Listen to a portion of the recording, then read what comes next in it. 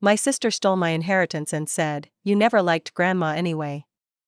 In front of our entire family.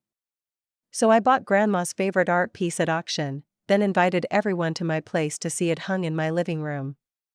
She wasn't invited. She sold off the house of our grandmother left to her, including a painting I grew up with.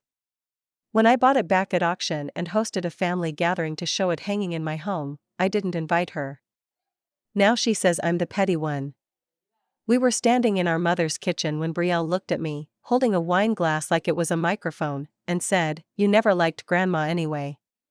It wasn't just the words, it was the way she said them, light and dismissive, as if she was commenting on the weather. I just stared at her. I think I actually blinked a few times, trying to process what had just come out of her mouth. This was barely a few weeks after she sold our grandmother's house, the same one we'd grown up playing hide and seek in, the one that smelled like lilacs and furniture polish, where every picture frame and porcelain dish had a memory tied to it. She sold it without a single conversation. I only found out when a photo of the new owner and their contractors showed up on Facebook. But that night in the kitchen? That sentence? That's when it all shifted. That's when I stopped feeling disappointed and started feeling something colder. Harder. I'm 42, single, no kids, and live in Savannah, Georgia, where I built a small but successful interior design business. My sister, Brielle, is 39, divorced, and has always had a flair for dramatics and a taste for shortcutting life's harder parts. We were never close, not even as kids, but we managed to be cordial as adults. Until Grandma Ruth passed. Our grandmother was the rock in our unstable family. Our mom, Susan, has always been detached, I guess. Floaty. When Dad left us during our teens, Grandma Ruth stepped in without blinking. She was old school, a believer in tough love and soft cookies. She taught me about color theory with her vintage drapes, about texture through the antique rugs she cared for like children. She let me sit with her while she rearranged her art collection like puzzles on the walls. She left me the art in her will. Not the house, not the money. Just the art. And I was thrilled. Brielle inherited the house, our grandmother's actual house. The will had been divided fairly in terms of monetary value, and I didn't argue with that. I thought it made sense. I figured Brielle would keep the home, maybe even live in it. But instead, within 3 weeks, she sold the house and the contents inside, artwork, furniture, keepsakes, all of it, to a real estate developer who began gutting it almost immediately. She didn't tell me. I found out through a friend who works with a local architecture firm. I drove by in disbelief and saw the porch swing gone, the shutters painted over, and strangers walking through what used to be our home. I texted Brielle. No response. When I showed up at Mom's and confronted her, she laughed it off like I was being dramatic. That's when she said, "You never liked Grandma anyway." I left. I couldn't sleep that night. Or the next. It wasn't just the house. It was what it represented, years of stories, quiet moments, a history that had shaped who I was. Brielle didn't just erase that history, she cashed it out like it was poker chips. Then came the auction. A few months later, I heard through a local collector that a few key pieces from Grandma's art collection were being auctioned off. My heart sank. I knew what that meant. Brielle hadn't just sold the house, she'd sold the paintings, too. Including the one. It was called River and Cypress, painted by a Southern artist who never became famous, but Grandma loved it. It was the first painting she ever explained to me in detail, about brush strokes, light, mood. It hung above the fireplace for as long as I could remember. The auction was held in an old bank building converted into a gallery. The walls were stark, the air cold. I sat in a stiff chair with my bidder number in one hand and a small photograph of the painting in the other. When River and Cypress came up, my stomach flipped. I won the bidding at $11,400. More than I should have spent, but less than it was worth to me. When the painting was delivered to my apartment, I cried. I unwrapped it like it was holy. I placed it on my mantle, right above the fireplace in my small, sunlit living room, and it felt like breathing again. Like something was finally right again. That's when the idea came to me, not out of spite, at first, but out of instinct. I wanted people who had loved Grandma to see the painting again. To be reminded of what she meant, of the things she left behind that weren't made of cash and property deeds. I organized a gathering, a casual cocktail evening. I invited aunts, cousins, mom, and a few neighbors who knew Grandma.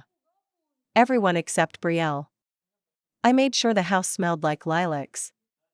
I baked molasses cookies using Grandma's recipe. I had a soft playlist of her favorite jazz records humming in the background. People started arriving around 6. They greeted me warmly, complimented the space, and sipped wine. But the moment they saw the painting, there was a collective hush. "Is that?" Aunt May whispered. "It is," I said. Mom stood in front of it for a long time. She didn't say anything, but her hand reached up and touched the frame lightly. One of my cousins asked, "Brielle couldn't make it?" "No," I said, "she wasn't invited." They didn't press. The evening went on quietly, comfortably. It felt like reclaiming something. Not just the painting, but the memories it carried, and the space it deserved. The next day, I got a voicemail from Brielle. Crying. Saying I was cruel, that I'd stolen her moment, that I had no right to act like I was the better daughter. I haven't called her back. I don't think I will. The voicemail lingered in my inbox for days. I didn't listen to it again after the first time. There was nothing new in it, just Brielle sobbing, swearing I'd humiliated her, calling me cold and performative. That I only bought the painting to make her look bad. She kept saying, "You never let anything go, Laura. You never let me move on." It was an odd accusation. I hadn't spoken to her since she sold the house. I hadn't responded to her social media posts. I'd made no attempt to reach out or drag her name through the mud. I hadn't needed to. Her actions spoke loud enough. Still, her words sat with me longer than I wanted them to. The rest of the family didn't say much. A few cousins texted me later that week, saying how nice it was to be reminded of Grandma in that way. One of them, Rachel, even admitted she hadn't realized how much Brielle had cleared out of the house when she sold it. She didn't offer anyone a chance to go through things, she said. It just disappeared. I think that's what got to me the most, not that Brielle sold the house, but that she erased Grandma. As if none of it mattered. As if the lace doilies, the framed pressed flowers, the letters, the candlesticks, the worn armchair where she used to do crossword puzzles, none of it had meaning. It was just stuff to Brielle. And when she couldn't profit off it anymore, she was done with it. That feeling hardened me. Not out of bitterness, but out of clarity. I stopped looking for reconciliation the way I used to. There had been a part of me, up until the kitchen scene with her, that thought one day Brielle and I would find our way back to some version of sisterhood. Not closeness, maybe, but mutual respect. Shared memory. But now I could see how little she wanted that. Still, there was my mother. Mom had always floated between us like a ghost with a drink in her hand, pretending not to see tension unless it was undeniable. Growing up, when we'd fight or accuse one another of things, Mom would tell us to work it out without ever taking a side. After Dad left, she had doubled down on neutrality, which always felt more like avoidance. But after the gathering, she started calling me more. At first I thought it was just guilt. She hadn't said much that night either, and she certainly hadn't stepped in when Brielle decided to liquidate our family's past. But her tone was different. Softer. Curious. "How have you been sleeping?" she asked one morning, completely unprompted. That was new. I told her I'd been all right. That work was steady, the house was calm, and I was keeping myself busy. That seemed to be enough. A week later, she asked if she could come by. She hadn't been to my place in almost a year. I told her yes. When she arrived, she brought a box. It was a small cardboard box sealed with masking tape, and she placed it on my kitchen table without saying much. We didn't get into heavy talk. She asked about a few new design projects, complimented a new lamp I had in the hallway. But she kept glancing at the box. Finally, she said, I found these in the garage, tucked behind the old paint cans. I think she wanted you to have them. Inside were 4 things: a worn recipe notebook with Grandma's name written inside in her looping cursive, a stack of postcards from the 60s that she'd collected from her road trip across the Southwest, a pair of vintage sewing scissors I remembered her using, and a black and white photo of Grandma as a young woman, standing in front of a church, smiling. I didn't cry right away. We sat at the table, flipping through the postcards, while I tried to figure out if this was Mom's way of saying sorry, or if she was just as lost as I'd been.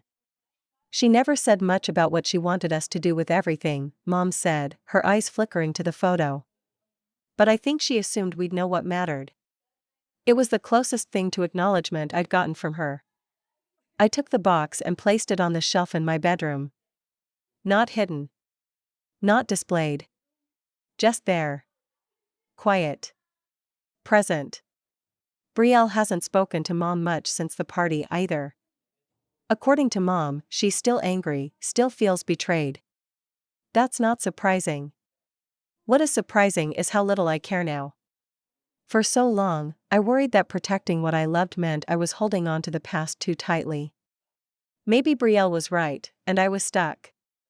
But what I've realized is that remembering someone, honoring them, isn't about refusing to move on.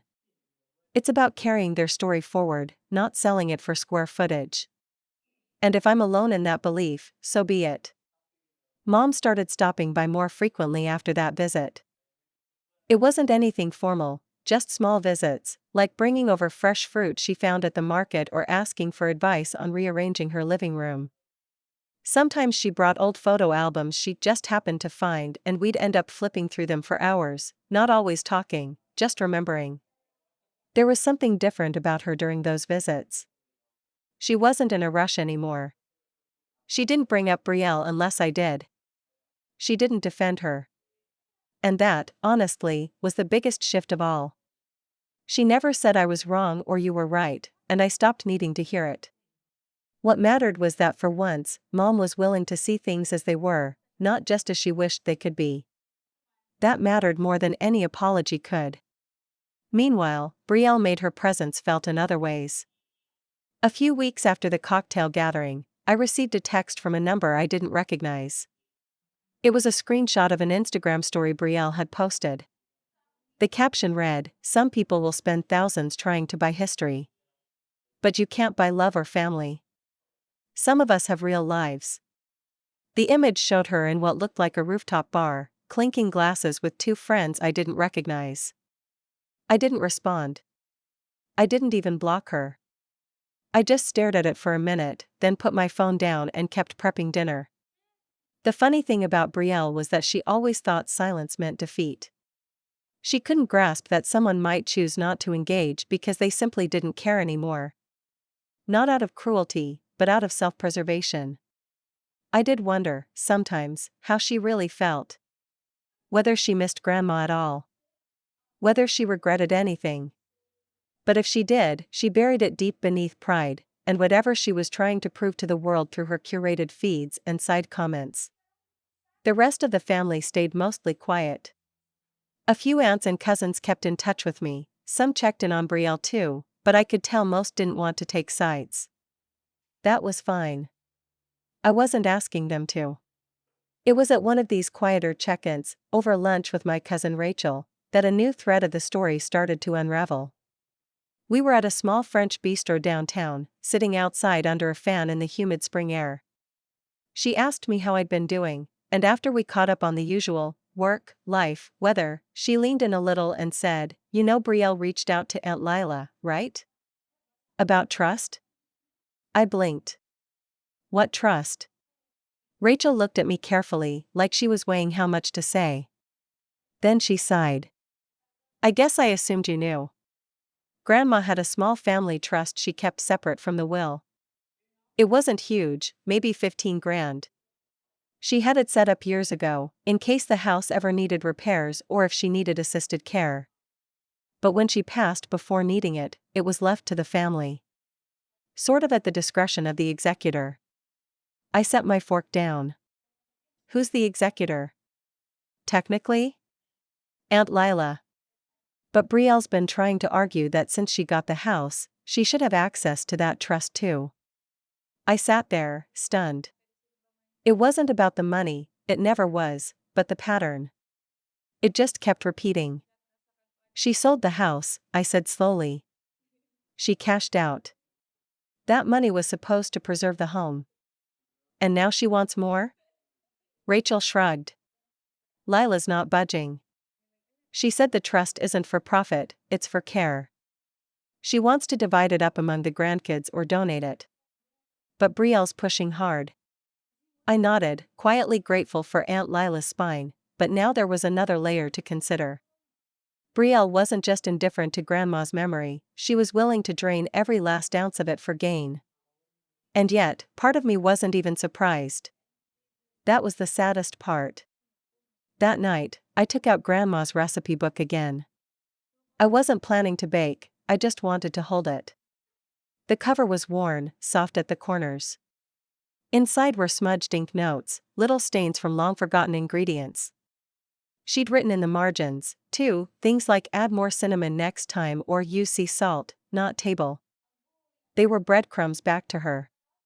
I flipped to a recipe for her spice cake and saw, faintly written beside it, Lara loves this one best. It stopped me cold. Not because I'd forgotten, I hadn't, but because in the middle of all the legal documents and inheritances and bitter words and passive-aggressive stories, there it was, a single line, scrawled decades ago, that reminded me of what this had always been about. Not the house. Not the money. Not even the painting. It was about remembering who saw me. Who knew me? And choosing to hold on to that, even when someone else tried to erase it. That night, I baked a spice cake. Not because I needed comfort, but because I felt something shifting. I was no longer waiting for Brielle to realize what she'd done. I didn't want her apology anymore. I didn't want her to understand me.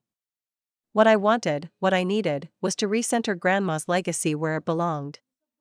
And maybe, just maybe, make it clear to everyone else who was paying attention what that actually looked like.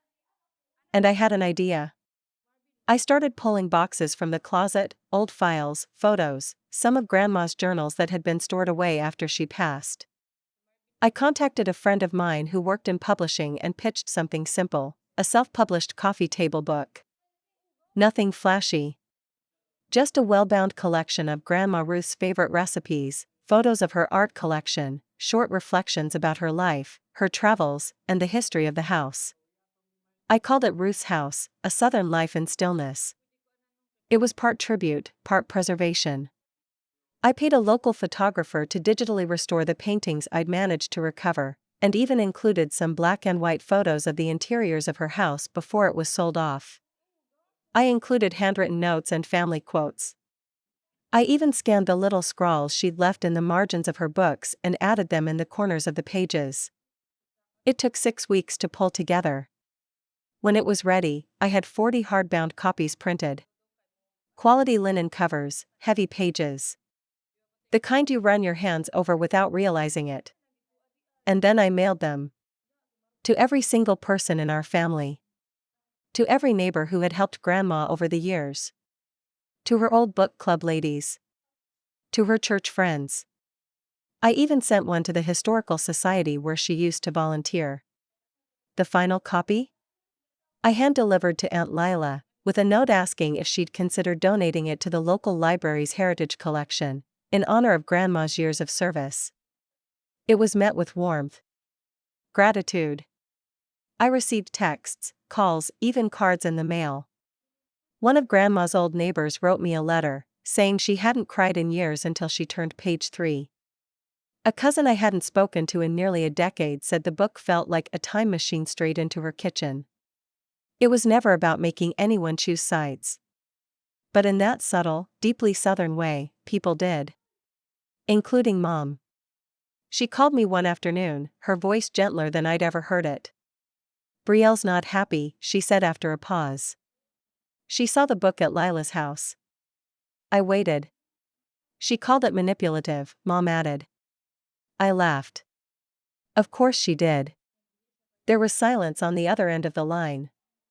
Then, it's beautiful, Lara. She would have been proud. I just wish you two could. We can't, I said. And that's okay. Mom sighed, but didn't argue. A week later, I received a long, wordy email from Brielle. It was full of backhanded jabs cloaked in civility. You've made your point. I just wish you'd used your talents to do something that included me. Grandma wouldn't have wanted us to be divided. I'm sorry you're still bitter. I didn't respond. Because by then, I had already donated 5 copies of Ruth's House to local independent bookstores. One bookstore even featured it in their front display for a week under Local Voices, Local History. That's when the final touch came into place. I received a call from the curator of a small but respected local gallery. He'd seen the book. He'd recognized one of the pieces from the collection I owned, River and Cypress. He asked if I'd consider loaning it for an exhibit they were putting together called Women Who Collected Stories from Southern Homes. I didn't even hesitate. The gallery opening was understated but elegant. Family, friends, members of the art community filtered through. People lingered in front of Grandma's painting. Underneath it, a placard read, "From the private collection of Lara Denning, granddaughter of Ruth Denning." As featured in the 2023 book, Ruth's House. I wore the brooch Grandma left me. I poured wine. I told stories. And no, Brielle wasn't invited. But this time, there was no guilt in that. No hesitation. No second guessing. Because this wasn't about punishment. It was about preservation. It was about honoring memory in the only way that truly lasts, by sharing it. She tried to erase the past for profit. I rebuilt it in print, in paint, and in people's hearts. And I did it without shouting, without dragging her name, without cruelty. Just with care. And it was enough.